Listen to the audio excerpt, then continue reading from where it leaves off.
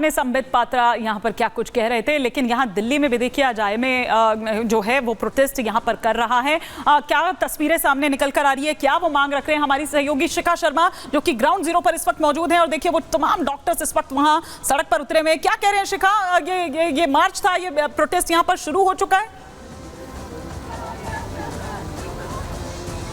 बिल्कुल हिमानी, देखिए मैं यहाँ पर लेडी हार्डिंग पे मौजूद हूँ और यहाँ पर देखिए डॉक्टर्स यहाँ पर निकल आए हैं बाहर और किस तरीके से जस्टिस की मांग इनकी तरफ से की जा रही है। आप देख सकती हैं कि किस तरीके से यहाँ पर जस्टिस के लिए डिमांड कर रहे हैं और सब इस प्रोटेस्ट को लीड जो है वो फीमेल्स कर रही है यहाँ पर।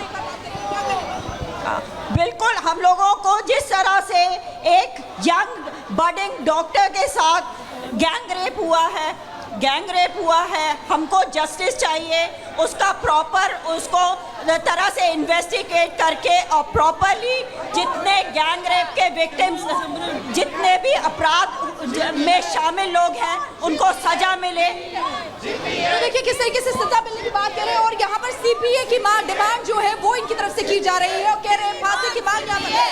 We want CPA, we want CPA, we want CPA, we want CPA। कहना चाहेंगी और ये देखिए पोस्टर में आपको दिखाना चाहूंगी यहाँ पर हमें चाहिए महिला सुरक्षा, यानी कि नो सिक्योरिटी नो ड्यूटी, ये इनकी तरफ से लगातार कहा जा रहा है। बिल्कुल, क्योंकि हमारे डॉक्टर्स पर जब सेफ नहीं है तो वो ड्यूटी कैसे करेंगे?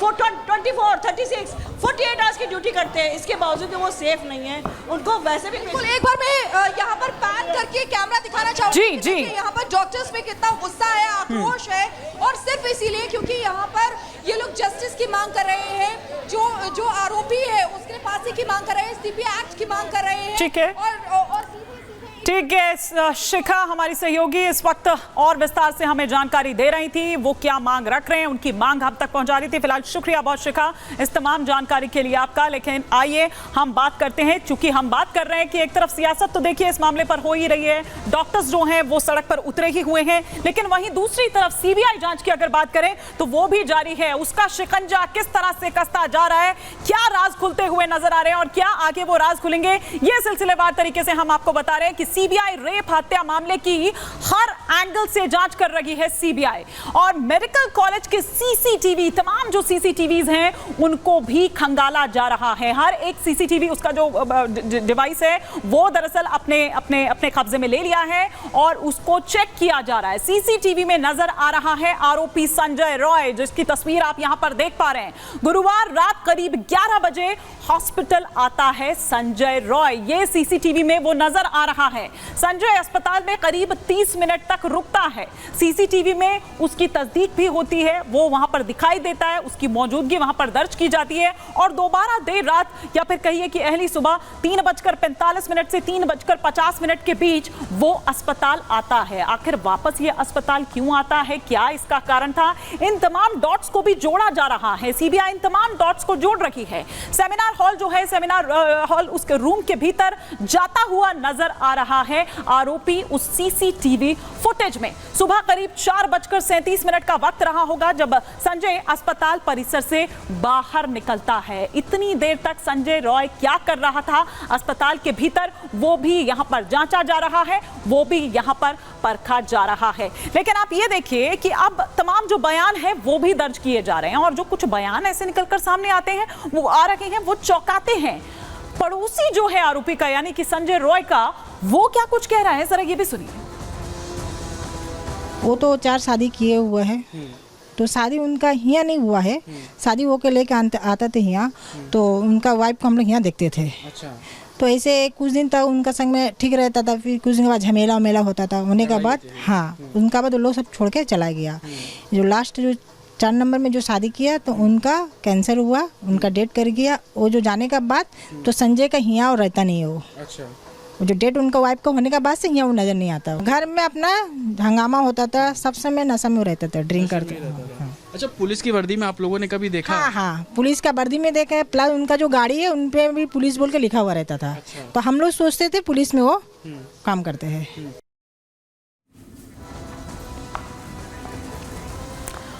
तो सुना आपने जो संजय रॉय की पड़ोसी हैं वो क्या कुछ यहां पर कह रही हैं, लेकिन आइए अब हम आपको यहां पर ये दिखा रहे हैं कि सीबीआई के क्या कुछ सवाल रहे प्रिंसिपल से और क्या कुछ प्रिंसिपल के जवाब रहे। सीबीआई टीम ने आरजी करके जो पूर्व प्रिंसिपल है संदीप घोष, उनसे सवाल किया। पूर्व प्रिंसिपल संदीप घोष से कल और आज पूछताछ हुई। कल भी देखिए 12 घंटे के करीब ये पूछताछ रखी होगी, आज दूसरा दिन था, आज भी ये पूछताछ होती है। अस्पताल प्रशासन ने पहले मामले को आत्महत्या बताया था, बाकायदा फोन भी किया गया अस्पताल से ही उस पीड़िता के घर पर कि आपकी बेटी ने सुसाइड कर लिया है।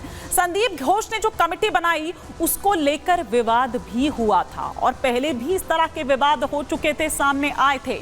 डॉक्टर की हत्या के बाद संदीप घोष ने इस्तीफा दे दिया था। कई तरह के सवाल जो है वो संदीप घोष पर उठ रहे थे। घोष को कोलकाता मेडिकल कॉलेज का प्रिंसिपल बना दिया जाता है, तो आप ये देखिए कि इनका भी ट्रांसफर करके और बड़े अस्पताल में और बड़ी जिम्मेदारी के साथ वहां पर उनको भेज दिया जाता है। इस कांड में संदीप घोष पहले दिन से ही विवादों में रहे हैं, ये माना जा रहा है। बल्कि ये चीज निकलकर सामने भी आई है कि संदीप घोष जिस वक्त ये रेप हुआ, जिस वक्त ये हत्याकांड हुआ, उस वक्त संदीप घोष वहीं मौजूद थे अस्पताल में। सीबीआई संदीप की उस रात की लोकेशन तलाश रही है कि संदीप घोष आखिर कहां उस वक्त थे। वारदात के अगले दिन के घटनाक्रम से जुड़े जो सवाल हैं वो भी पूछे गए हैं संदीप घोष से। तो ये सिलसिलेवार तरीके से हम आपको बता रहे हैं कि सीबीआई के क्या वो सवाल रहे और क्या कुछ संदीप घोष द्वारा दरअसल जो जवाब है वो दिया जाता है। लेकिन सीबीआई के हाथ अब तक क्या कुछ लगा है ये भी सिलसिलेवार तरीके से हम यहां पर आपको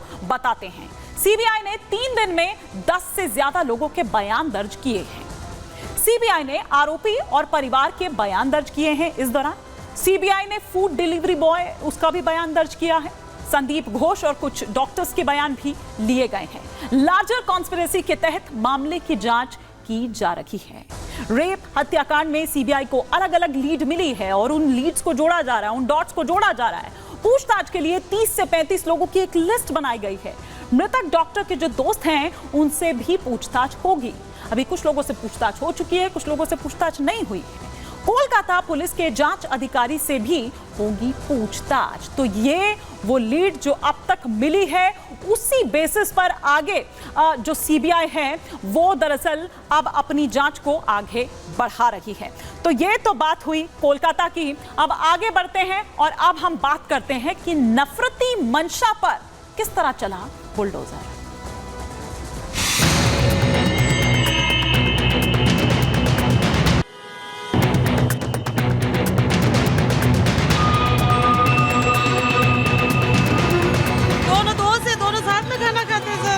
फिर क्यों मार दिया मेरे छोरे को ऐसे चाकू से? 10वीं क्लास के बच्चे के हाथ में चाकू कहाँ से आया? उसको चाकू देने वाला कौन है? जो आरोपी है उनको तो कल ही गिरफ्तार किया जा चुका है और विधि सम्मत जो भी कानून कार्रवाई, सख्त से सख्त कार्रवाई होगी वो कार्रवाई भी प्रशासन करेगा।